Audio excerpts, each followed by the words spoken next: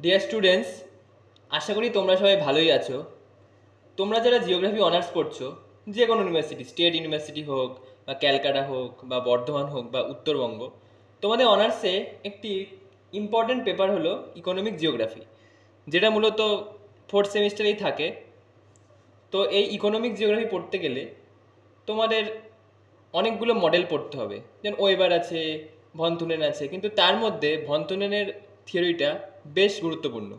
কারণ প্রত্যেক সেমিস্টারের পরীক্ষায় বিভিন্ন কলেজ এই কোশ্চেনটা দিয়ে থাকে। কোথাও 10 মার্কসে আসে, কোথাও আবার 7+3 পার্ট মার্কিং করে আসতে পারে। কিন্তু এই কোশ্চেনটা যেমন স্কোরিং সেমনি বুঝলে খুবই সহজ। তাই আমি আজকে তোমাদের এই বিষয়টি খুব ভালোভাবে বোঝাবো, যাতে তোমরা খুব সহজেই এটি ভালোভাবে বুঝতে পেরে পরীক্ষার খাতায় অ্যান্সার করতে পারো। তো স্টুডেন্টস, তোমাদের বলে রাখা ভালো যে ভন থুনেন ছিল একজন প্রাশিয়ার অর্থনীতিবিদ। কেউ কেউ তাকে ভুল করে ভূগোলবিদও বলতে পারে, তবে অর্থনীতিবিদ বলাটাই বিশেষ তাৎপর্যপূর্ণ। কারণ এই মডেলে তিনি খাজনার হারের সাথে কৃষিজমির যে ব্যবহারের যে সম্পর্ক, সেটা ভালোভাবে বিশ্লেষণ করেছেন। এছাড়া এই মডেলের মাধ্যমে তোমরা কোনো কৃষিজাত পণ্য, মানে জমি থেকে চাষ করে যে পণ্য উৎপাদন করা হয়, সেই পণ্যের যে ভৌগোলিক বন্টন, সেটা ভন থুনেন তার এই ভূমির ব্যবহার মডেলটিতে সুন্দরভাবে বুঝিয়ে দিয়েছেন। তো আমরা এই মডেলটি সম্পর্কে এখন আলোচনায় শুরু করব।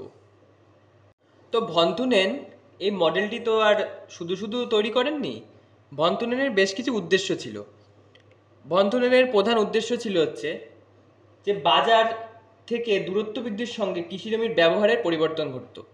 তোমরা যদি বিষয়টি প্র্যাকটিক্যালি ভাবো, যে ধরো তোমাদের পাড়ায় একটা বাজার আছে, ঠিক আছে, আর সেই বাজারে যেসব পণ্য বিক্রি হয়, সেই পণ্যগুলি ধরো বাজার থেকে 10 কিলোমিটার দূর থেকে আমদানি আসে, ধরো চাষের ফসল, শাক সবজি যা যা আসে। তো সেই ফসলটা আসতে সেই স্থান থেকে, মানে উৎপাদন ক্ষেত্র, যেটা ধরো মাঠে যে চাষ করা হচ্ছে, সেই চাষ থেকে বাজারে আসতে এতটা রাস্তা, 10 কিলোমিটার রাস্তা শুধু আসলে তো হলো না। সেই 10 কিলোমিটার রাস্তা আসতে যে নিয়ে আসবে তার একটা মজুরি আছে, এবং তার একটা গাড়ি ভাড়া আছে। তো এতে অনেকটি উৎপাদন খরচ বেড়ে যায়, ফলে দ্রব্যের দামও বেড়ে যায়। এবং তুমি হিসাব করে দেখো, তোমরা সে বাজার থেকে যদি সেই উৎপাদন ক্ষেত্রটা 2-3 কিলোমিটারের মধ্যে অবস্থিত হতো, ধরো বাজার আর উৎপাদন ক্ষেত্র যে মাঠ, তার মধ্যে ডিস্টেন্স মাত্র 2 কিলোমিটার, তাহলে পণ্য যে উৎপাদিত হয়ে সেই মাঠ থেকে বাজারে আসতে, তার মানুষটা যে নিয়ে আসবে, সেই মজুরের মজুরিটাও কমতো, আবার ওদিকে উৎপাদন খরচও কমতো। তো এই উদ্দেশ্য, মানে পরিবহনের দূরত্ব বৃদ্ধির সাথে সাথে কৃষিজমির যে উৎপাদিত পণ্যের ব্যবহার, এর যে সম্পর্ক, সেটা ভন থুনেন তার এই থিওরির মাধ্যমে প্রকাশ করেছে। তো স্টুডেন্টস, ভন থুনেনের এই মডেলে বেশ কিছু শর্ত আমরা পেয়েছি। তার প্রথম শর্ত হলো, তিনি আমাদের ধরে নিতে বলেছেন একটি কৃষি অঞ্চলের কেন্দ্রে পারিপার্শ্বিক এলাকা থেকে বিচ্ছিন্ন একটি একক বাজার আছে। ভন থুনেন আলোচ্য বাজারের এই সম্পর্কহীন একক অবস্থানকে জার্মান ভাষায় আইসোলিয়ার্টে স্ট্যাট বলেছেন। অর্থাৎ সেই উৎপাদন ক্ষেত্র, মানে যেখানে বিভিন্ন ফসল বা পণ্য সামগ্রী উৎপন্ন হবে, তার পাশে একটি মাত্র বাজার থাকতে হবে, যাতে সেই পণ্য সামগ্রী ওই একটি নির্দিষ্ট বাজারেই বিক্রি করা যায়।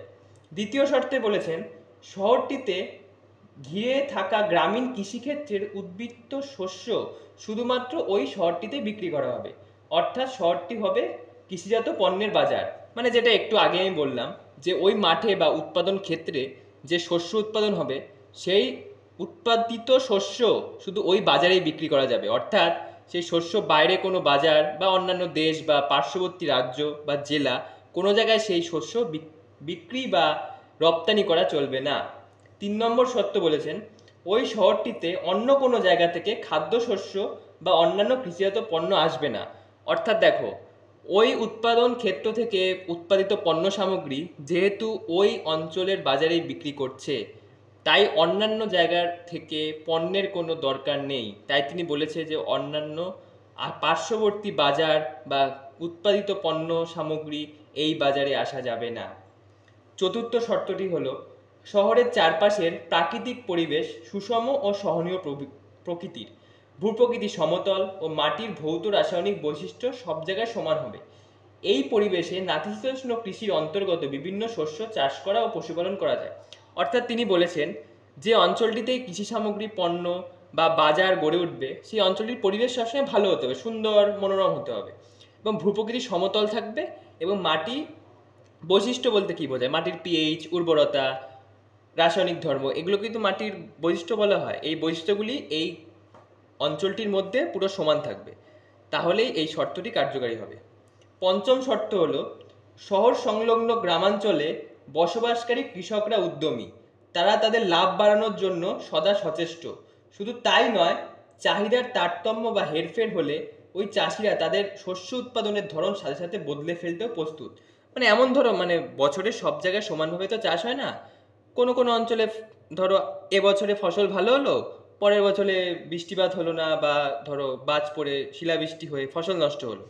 তো তখন বলেছে যে চাষিরা তাদের ইচ্ছা অনুযায়ী তাদের ফসলের ধরন চেঞ্জ করতে পারে। ধরো কোনো বছর একটা জমিতে ধান চাষ হলো, পরের বছর সেই জমিতে পাট চাষও করতে পারে। এরকম চাষির ইচ্ছা অনুযায়ী সে তার কৃষিপণ্যের পরিমাণ পরিবর্তন করতে পারে। 6 নম্বর শর্ত দেখো, শহর ও গ্রামের মধ্যে সংযোগ রক্ষার জন্য শুধুমাত্র ঘোড়ায় টানা গাড়িতে সড়ক পথে পরিবহনের সুযোগ থাকবে। মানে তিনি বলেছেন যে শুধুমাত্র পশুশক্তির সাহায্যে যানবাহন ব্যবহার করা যাবে, কোনো পেট্রোল বা ডিজেল চালিত গাড়ি বা সহজেই পরিবহন করা যায় এমন কোনো গাড়ি ব্যবহার করা যাবে না, যাতে পরিবহন খরচটা কম হয়। এটাই ছিল তার প্রধান উদ্দেশ্য। 7 নম্বর শর্ত দেখো, শহরে ফসল বিক্রি করার জন্য পরিবহন খরচ চাষিরাই বহন করে। এখানে উল্লেখ্য যে পরিবহন ব্যয়ের সঙ্গে দূরত্বের সঙ্গে আনুপাতিক, এবং পরিবহন ব্যয় যে কোনো দিকে যে কোনো পথেই সমান।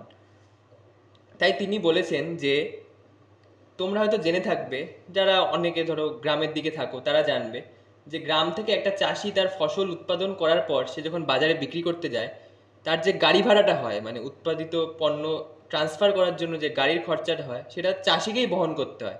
তাই তিনি বলেছেন যে সেটা চাষিকে বহন করলে চাষির খরচটা বৃদ্ধি পায়, তাই চাষির খরচ কমানোটাই তার প্রধান লক্ষ্য ছিল। এবং 8 নম্বর শর্ত যদি দেখো, গ্রামাঞ্চলে সর্বত্র শ্রমিকের মজুরি ও দক্ষতা সমান, ফলে মজুরি বৃদ্ধির জন্য কৃষি শ্রমিকদের বা কৃষকদের মধ্যে অসম প্রতিযোগিতা নেই। আবারও বলছি, তোমরা যারা গ্রামে থাকো তারা যদি খোঁজ নিয়ে দেখো, দেখতে পাবে গ্রামে বর্তমানে 100 দিনের কাজ বলে অনেক প্রকল্প আছে। তার মধ্যে কোথাও শ্রমিকরা বিভিন্ন ধরনের কাজ করে, আবার মাঠে ধরো লাঙল দেওয়া, এগুলো 100 দিনের কাজের মধ্যে পড়ে, আমি নিজে দেখেছি। তো সেখানে তাদের মজুরি প্রায় সমানই হয়।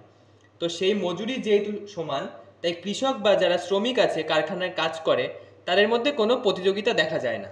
যেহেতু তাদের মজুরি সমান, দুজনের অর্থনৈতিক আয় বন্টনও সমান, সেই কারণে তাদের মধ্যে কোনো প্রতিযোগিতার সৃষ্টি হয় না। এটা ছিল তার মডেলের 8ম শর্ত। তো স্টুডেন্টস, এবার আমরা চলে আসব ভন-থুনেনের মডেলের যে নীতিগুলি আছে। তো প্রথমেই নীতি, সবচেয়ে গুরুত্বপূর্ণ নীতি হলো অর্থনৈতিক খাজনা বা ইকোনমিক রেন্ট। তো এখন তোমাদের সকলের মনেই প্রশ্ন আসতে পারে যে স্যার, ইকোনমিক রেন্টটা কি? দেখো, এখানে বলেছে ইকোনমিক রেন্ট হলো উৎপাদনের কোনো উপাদানকে তার বর্তমান কাজে নিযুক্ত রাখার জন্য যে পরিমাণ অর্থ দেওয়ার প্রয়োজন, তার তুলনায় বেশি অর্থ দিলে যে বাড়তি প্রাপ্তি হয়, তাকে অর্থনৈতিক খাজনা বলে। আমি এটা উদাহরণ সমেত তোমাদের বোঝাচ্ছি। ধরো একজন চাষি চাষ করে, তাকে সঠিক সময়ে সঠিক পরিমাণ ফসল ফলাতে গেলে তাকে জমিতে সার দিতে হবে। এখন যা বর্তমানে পোকামাকড় বেড়েছে, তাতে তার জন্য জমিতে কীটনাশক দিতে হবে। এছাড়া ভালো ফসল ফলাতে গেলে তাকে উচ্চ ফলনশীল বীজ দিতে হবে। তো এই সবের পেছনে চাষির তো একটা খরচ হয়। তো এই খরচটা করে বলেই সঠিক সময়ে সঠিক পরিমাণ ফসল হয়। তো এটার খরচের পরিমাণ একটা নির্দিষ্ট আছে। ধরো যে যা চাষি তার জমির পরিমাণ অনুসারে যে যা খরচ করে। এবার যার জমির যা পরিমাণ, সেই জমিতে যে পরিমাণ খরচ হওয়া দরকার, তার থেকে কোনো চাষি যদি অতিরিক্ত পরিমাণ খরচ করে, তো তার যে বাড়তি যে খরচাটা হচ্ছে, সেইটাকে বলা হচ্ছে অর্থনৈতিক খাজনা। তোমরা বুঝতে পারলে তো? এইটাই হচ্ছে অর্থনৈতিক খাজনা। তো এবার চলে আসবো আমরা ভন-থুনেন তার এই মডেলটিকে 4টি বলয়ের মাধ্যমে উপস্থাপন করেছেন। তো তিনি বলেছেন এই 4টি বলয়ের মিডিল অংশটা হবে কোর অঞ্চল। এই কোর এরিয়াটাকে মার্কেট বলা হবে, মার্কেট বা বাজার। অর্থাৎ এই বাজার এরিয়ার মধ্যে চারপাশের এই বৃহৎ এরিয়া থেকে শিল্পজাত বা কৃষিজাত পণ্য উৎপাদিত হয়ে এই বাজারে এসে বিক্রি হবে। এবং তিনি এই বাজারের চারপাশে যে প্রথম বলয়টা, মানে এই এরিয়াটা আছে, সেই এরিয়াতে তিনি বলেছেন দুধ এবং ভেজিটেবিল অর্থাৎ যে সমস্ত দ্রব্য বা পণ্য সহজে পচে যায় সেই জিনিসই প্রথম বলয়ে উৎপাদন করা হবে। তোমরা যদি ভেবে দেখো, কারণ দুধ যদি তোমার বা শাকসবজি, সবুজ শাকসবজি যেগুলো লোকের ডেইলি সকালে রান্না করার জন্য বা দুধ চা খেতে লাগে, এটা যদি তোমার অনেকটা শহর থেকে দূর থেকে আসে, এগুলো সবই পচনশীল দ্রব্য, তাই দুধও সহজে পচে যাবে, আবার ওদিকে শাকসবজিও সহজে পচে যাবে। কারণ দেখতেই পারো যে একদিনের শাকসবজি যদি তুমি পরদিন কেনো, সেই শাকসবজি গ্লেজ অর্থাৎ সতেজতা অনেকটা কমে যায়। তার জন্য এটা প্রথম বলে যত কাছাকাছি অবস্থিত হবে সেটি বাজারে আসতে সময়ও কম লাগবে, অর্থাৎ মানুষ টাটকা খেতে পারবে। তাই ভনতুনেন ভূমি ব্যবহার করার জন্য এই দুধ আর শাকসবজিটি প্রথম বলয়ের অন্তর্ভুক্ত করেছেন। এবার আমরা চলে আসবো দ্বিতীয় বলয়ে। দ্বিতীয় বলয়ে তিনি বলেছেন যে এখানে জ্বালানি, মানে তোমরা তো জানো গ্রামাঞ্চলে সবার বাড়িতে গ্যাস থাকে না, তারা বিভিন্ন কাঠ, জ্বালানি প্রভৃতির মাধ্যমে রান্না করে থাকে।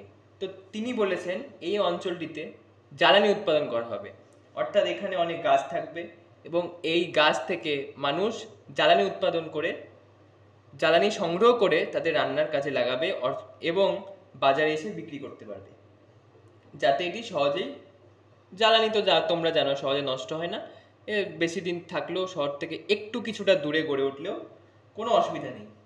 এবং এর পরে যে বলয়টা রয়েছে সেখানে তিনি বলেছে যে এখানে শস্য উৎপাদন করা হবে। এই বলয়টা শস্য উৎপাদন অর্থাৎ ধান, গম প্রভৃতি জিনিস চাষ করা হবে। এটি শহর থেকে কিছুটা দূরে হলেও অসুবিধা নেই, কারণ তোমরা জানো যে ধান থেকে সহজেই তো চাল হয় না, সেই ধানটাকে ঝাড়াই করতে হয়, বাছাই করতে হয়, চালটাকে সিদ্ধ করতে হয়, তারপর আমরা সেটাকে ভাত হিসাবে গ্রহণ করি। তো সেটা শহর থেকে দূরত্ব বাড়লেও খুব একটা বেশি অসুবিধা হবে না, কারণ চালের যা দাম ও পরিবহন খরচ বেড়ে গেলেও ওরকমই মূল্য থাকবে। আর কৃষি জমি মূলত শহর থেকে কিছুটা দূরেই গড়ে ওঠে, তাই এটা তার বাইরেই তৈরি করা হবে। এবং যে 4 নম্বর বলয় আছে, অর্থাৎ এই অংশটা, এই বাইরের বলয়টা, এই জায়গাটুকু, এখানে তোমার তিনি পশুপালনের কথা বলেছেন। এই পশুপালন করে আমরা কি পাবো? এই পশুপালনের মাধ্যমে আমরা দুধ পাবো, পশুর গোবর পেয়ে তার থেকে জ্বালানি উৎপাদন করা হবে। এবং এই প্রথম বলয়ে যে দুধ উৎপাদন করা হয়, অর্থাৎ পচনশীল, যে এই বলয়টাতে যে দুধ বা পচনশীল সবজি উৎপাদন করা হয়, সেখানে শুধুমাত্র দুধই উৎপাদন করা হয়। এখানে পশুপালন করা হলেও এখানে দুধ থেকে বিভিন্ন দুগ্ধজাত দ্রব্য, অর্থাৎ পনির বলো, চিজ বলো, মাখন বলো, বাটার বলো, এইসব জিনিস উৎপাদন করা হয়। তাহলে কি এগুলো জানো তোমরা বেশিরভাগই প্রক্রিয়াজাত হয়ে আসে, ফলে এগুলো সহজে পচে না। অর্থাৎ এগুলো যেহেতু প্যাকেটে থাকে বা ফ্রিজের মাধ্যমে সংরক্ষণ করে রাখা হয়, তো এগুলো সহজে পচনশীল নয়। তাই এগুলো শহর থেকে বেশ কিছুটা দূরে গড়ে উঠলেও খুব একটা অসুবিধা নেই। তো ভনতুনেন এই পুরো মডেলটার মাধ্যমে তিনি এই ভূমির ব্যবহারের ধরনটি পেশ করেছেন এবং এটি তোমরা সহজেই বুঝতে পারবে আশা করি। যদি কারো কোনো জায়গায় বুঝতে অসুবিধা হয়ে থাকে তোমরা কমেন্ট করতে পারো বা আমাদের যে পার্সোনাল গ্রুপ আছে সেখানে বলতে পারো। তোমরা ভালো করে পড়ো, জিনিসটা বোঝো। আশা করি তোমাদের পরীক্ষায় যারা 4th সেমিস্টার পড়ছো তাদের এটা আসবে। তোমরা সকলেই ভালো করে এটা প্রিপারেশন নিয়ে যাও। এটা এই বছরের জন্য খুবই ইম্পর্টেন্ট। শুধু এবছর নয়, প্রত্যেক বছরই এই কোশ্চেনটা আসে এবং এই কোশ্চেনটা ঘুরিয়ে ফিরিয়ে আসে। কোনোবার ধরো 10-এ দিল, পরের বার 7, এরকম ঘুরিয়ে ফিরিয়ে আসে। এমনকি বলয়গুলো মার্কস 2 এর ক্ষেত্রেও দিতে পারে। সবচেয়ে মার্কস 2 এর জন্য ইম্পর্টেন্ট ইকোনমিক রেন্ট কাকে বলে, এটা মার্কস 2 এ হামেশাই দিয়ে থাকে ইউনিভার্সিটিরা। তাই সবাই এটা ভালো করে পড়ো। কোনো অসুবিধা হলে কমেন্ট করো। আজকের মতো এখানেই শেষ।